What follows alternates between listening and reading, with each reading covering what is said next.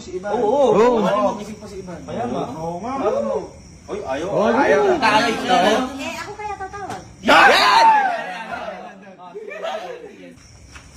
Sigurado gigising to.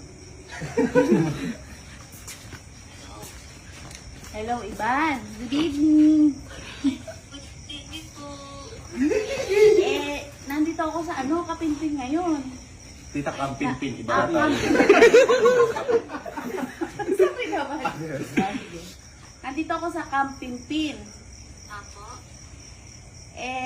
Ayaw ko ipakilala ni Kalu sa akin. Kaya sabi ko ako natatawag.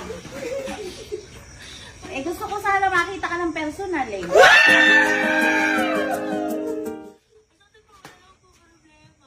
Wala pa problema eh. Ikaw ang problema. Iban sabi kasi ni Kalo, gabi na daw, ayaw na daw niyang pakilala ka.